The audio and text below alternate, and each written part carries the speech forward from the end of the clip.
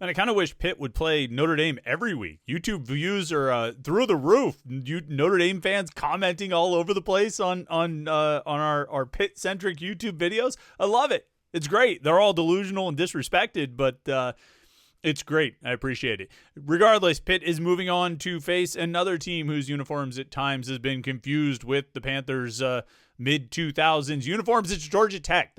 Pitt will take on Georgia Tech in Atlanta on Saturday, a prime-time kickoff, 7 o'clock kickoff for this game. Who asked for that? I don't know, but at least we'll all have our Saturdays to enjoy before we sit down and watch a little Pitt football. We'll be live after the game for the post-game show right here on youtube.com/Panther-Lair.com. In the meantime, before we get to that, Pat Narduzzi held his weekly press conference yesterday. Talked about a lot of things.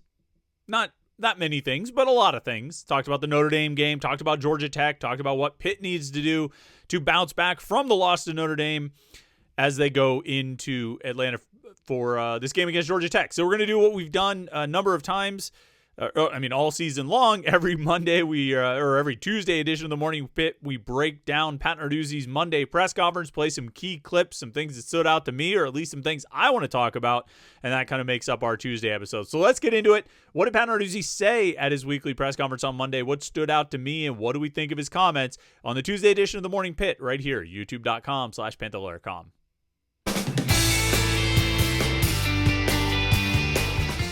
I think one of the biggest storylines this week, one of the biggest topics and things we'll probably talk about, but it's one of those things that's pretty intangible and kind of just sort of empty words and the sort of thing that we talk about on, either in sports talk or on podcasts or message boards, and the players and coaches get asked about it, but there's no real answer to it.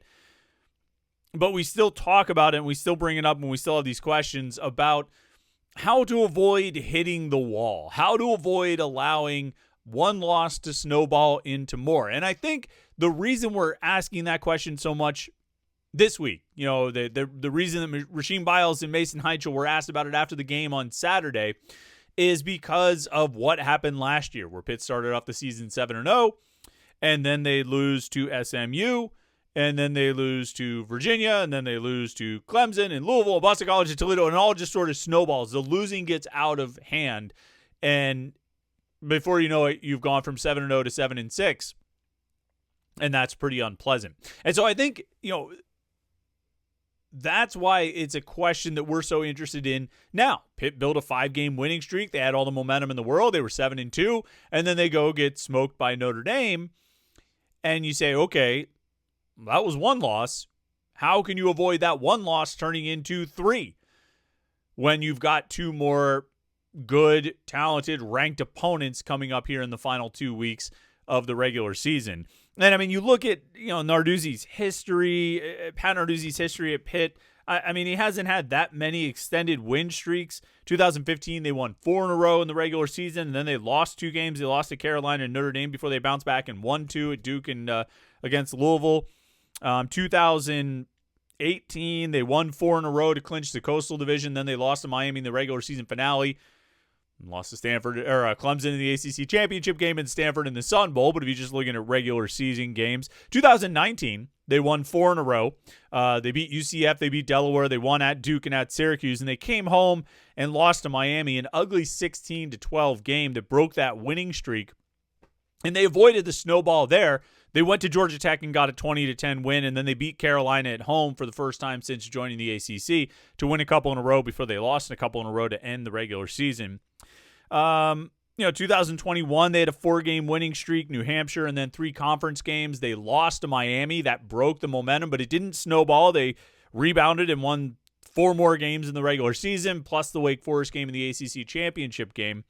And so I guess more often than not, they've not allowed one loss to snowball. They've had losing streaks under Pat Narduzzi, but they haven't, when you've built up this momentum, you win 4 in a row, you win 5 in a row, and then you get a loss, they've done a good job at avoiding it. But what's interesting to me, and I've thought about this a lot in different contexts throughout the season, but I think it's maybe most relevant now, is that a lot of the players on this year's team, a lot of the leaders on this year's team were here last year.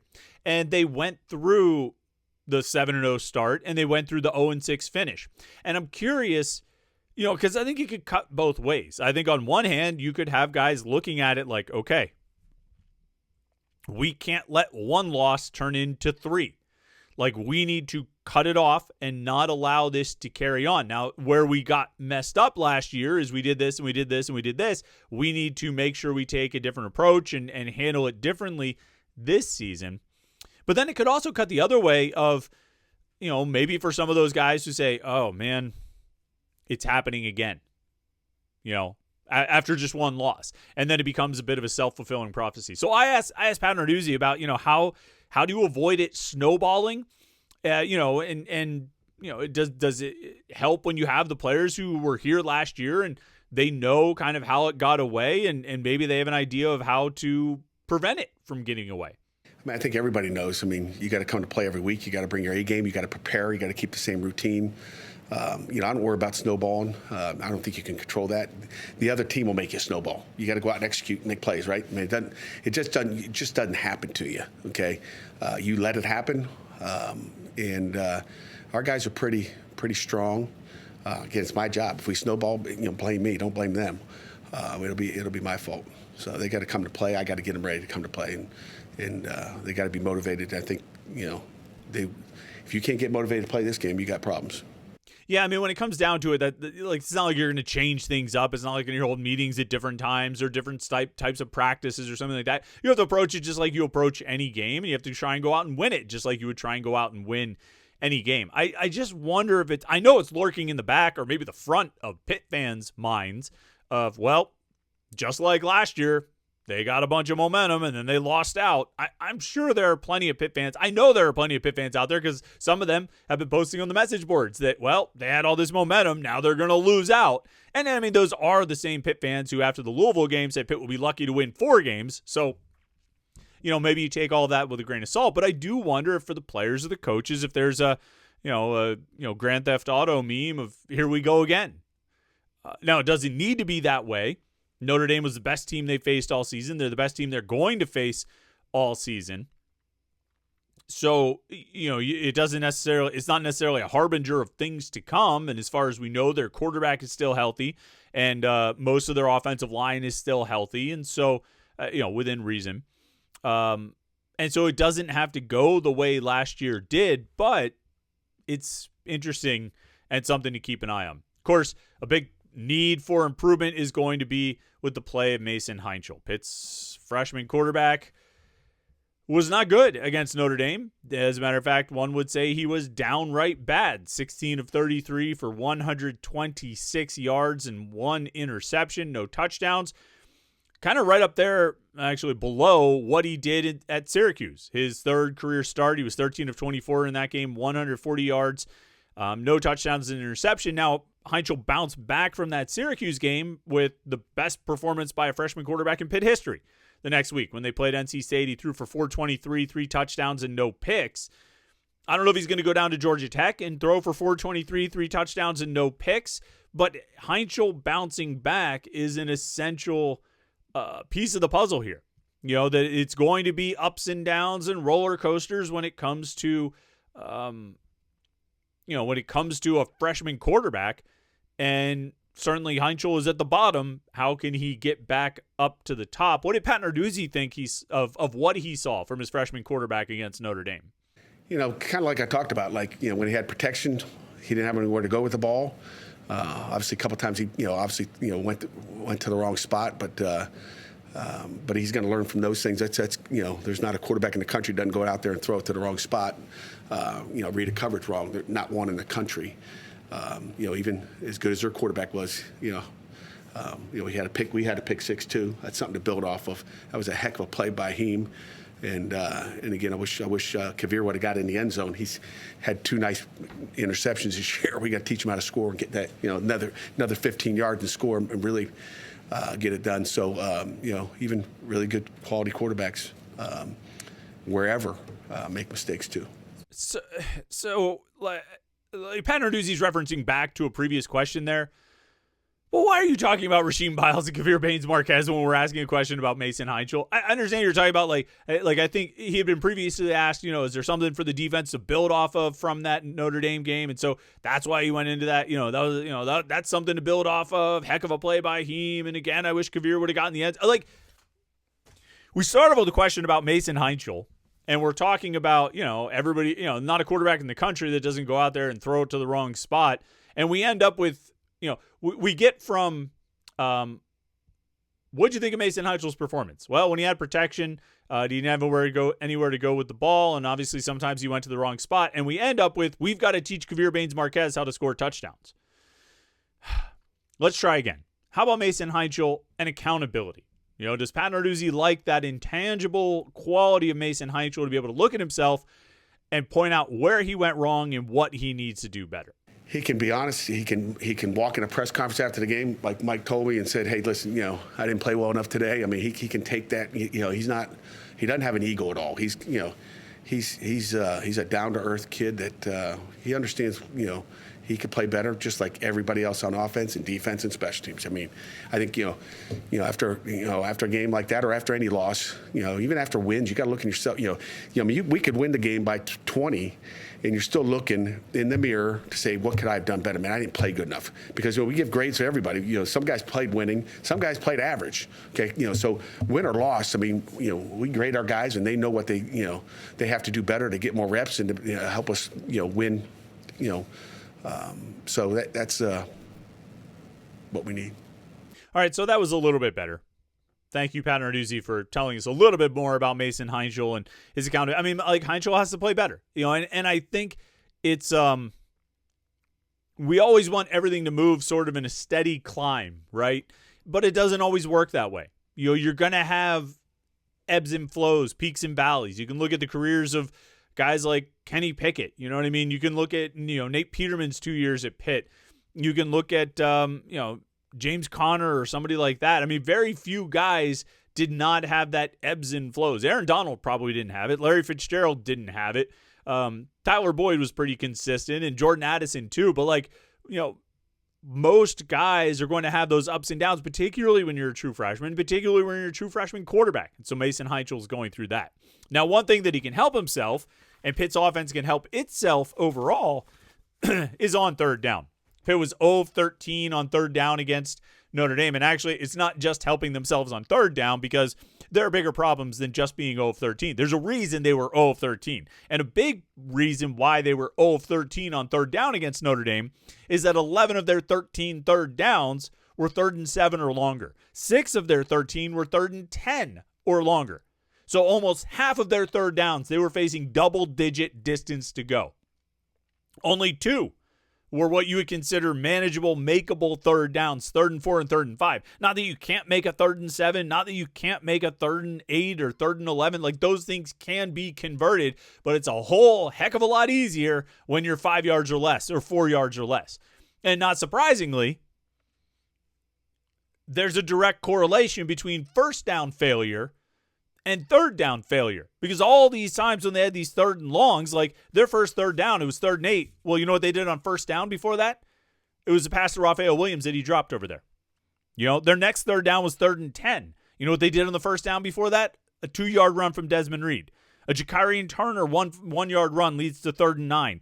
A Reed, run for a -1 on first down leads to a 3rd and 11. Conversely, there was a first down. I think it was after Kavir Baines-Marquez's interception. Mason Heintschel scrambled, or maybe it was even a designed run for 6 yards on first down, and they ended up facing 3rd and 4. That was the 3rd and 4 that they faced. You go on down the list. They had a 3rd and 15. Well, the first down before that was an incomplete pass to Justin Holmes. They had a 3rd and 17. The first down before that was a 1-yard run from Desmond Reed. A 3rd and goal from the 7. The first down before that was basically a throwaway, an incomplete pass. A 3rd and 11. First down before that was a 7-yard sack. A 3rd and 8. The first down before that was a 3-yard pass. And a 3rd and 10. And the first down before that was an incomplete pass.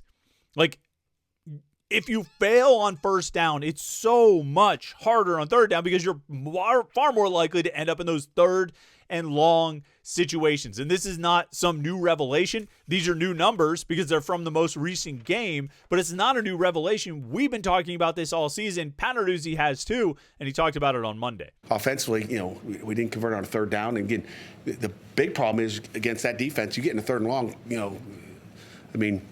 it's going to be hard to get out. We didn't stay ahead of the sticks like we had in earlier games. So you get in third and long, and most of those, it wasn't like it was a bunch of 3rd and 1, 3rd and 2s we missed. It was all third down and 5+. I want to say maybe 18 of the 20, whether it was a third or fourth down. But we got unlucky, okay, because the times when we got receivers open, our protection wasn't very good, and then there's times when the protection was good, and we got nobody open. That's a bad combination. And again, that's, talking about the 11, like it just didn't match up where we could, besides just making catches and all that. But as you watch it, you're like, hey, now we got a great pocket and we can't get open, whether it's, this. Oh, I didn't say a word. Next question. Wait a second. What was that at the end? I hope you're watching the video so you could see the video of it. And because if you're listening to the podcast, you're just listening to the audio version, you're not going to be able to see it. But what did Narduzzi say at the end? Let's run that back. As you watch it, you're like, hey, now we got a great pocket and we can't get open, whether it's, this. Oh, I didn't say a word. Next question. I think I get it. I think I understand.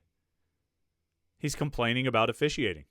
He's complaining about Notre Dame grabbing, and actually he said this after the game as well. He used the word tugging. Notre Dame's defenders grabbing Pitt's receivers and not getting calls for it.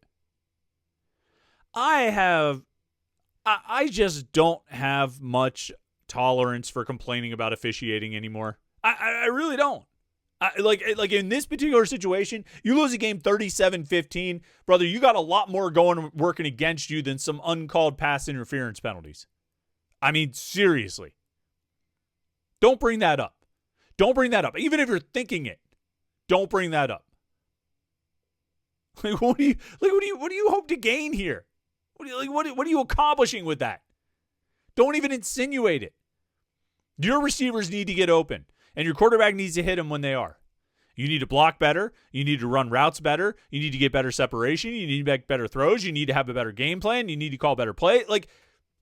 If you were putting together a list of all the reasons that Pitt only gained 219 yards of offense, didn't score an offensive touchdown, went 0 of 13 on third down, and got blown out in that game, if you put together a list of all the things that went wrong for your offense on Saturday, you know where the officiating is? Like, here's the list. The officiating's way down here. I don't even know if you can still hear me, but the officiating's way down here. Get out of here with that. Seriously. All right. Officiating be damned. It doesn't matter. Because on Saturday, they've got to take on Haynes King. And Haynes King is one of the best quarterbacks in the ACC. He's one of the best kind of overall playmakers in the ACC. He's an outstanding player. And Pat Narduzzi had nothing but praise for Haynes King, the Georgia Tech quarterback, yesterday. They're the number one offense in the country. Not the number two, not in the ACC, the number one offense in the country that we've got to go down and face. So be the greatest challenge of the year for our defense to go down there and face all the different stuff they do. They're very multiple in personnels, multiple in formations, and just really good. Their quarterback is special. Haynes King is really good. Transferred from Texas A&M, played 3 or 4 years down there. Or at least was on the team down there, but he's special. And I don't know if he's, I don't listen to the news, but I don't know if he's in for the Heisman or whatever. But, the guy's throwing for almost 2,300 yards, rushed for 800. That guy should be talked about for the Heisman because I think he is about as tough as anybody in the country. There's no question about him. Just watch that tape. That guy is he battles, okay? He can do it all. He's throwing the ball a heck of a lot better than he has probably in his entire career. They've done a great job with him. I think Winky's their quarterback coach. And, he's making plays all over the place. So he's the number one key to victory is being able to stop Haynes King. He's going to carry the ball. He's their leading rusher, okay? the tailback's not the leading rusher. He's the leading rusher. That's crazy. I want to say, I want to say 148 carries. I don't have it written down. I didn't bring my stats in here. I want to say he's got 148 carries. It might double any running back carry. This kid is like, I've never seen a guy so tough. For a quarterback to play like a tailback and also throw like a quarterback, that's different. So we've seen zone read guys are going to keep it, some protected runs, maybe, even Central Michigan came in here, the quarterback was going to run the ball, but not like this. It's all evolved around, him and the ball in his hand. He's special, and they're certainly using him to that capabilities. Yeah, Georgia Tech averages about 500 yards of offense and 36 points per game. Haynes King is 6th in the conference in passing yards. He's thrown 10 touchdowns and just 2 interceptions. He's the 3rd leading rusher in the ACC overall, and he's first in the when you go to Pro Football Focus, they try to break down rushing attempts by scrambles and designed runs.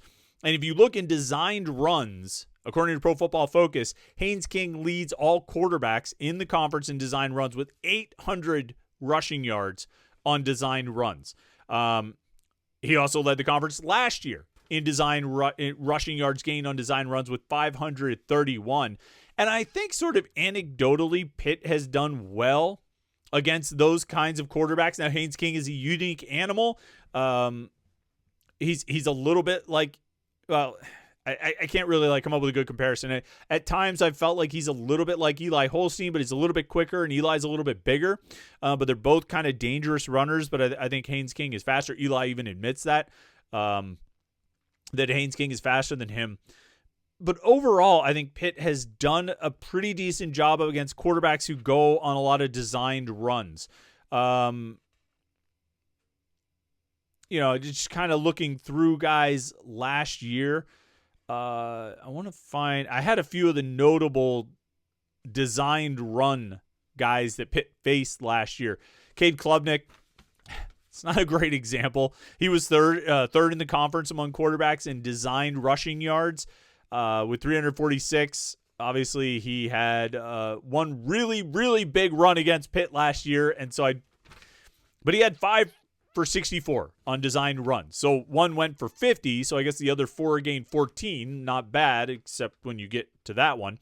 Anthony Calandria from Virginia was number 6 in the ACC among quarterbacks in designed rushing yards. He had 228 designed rushing yards on the season. He had 10 against Pitt last season.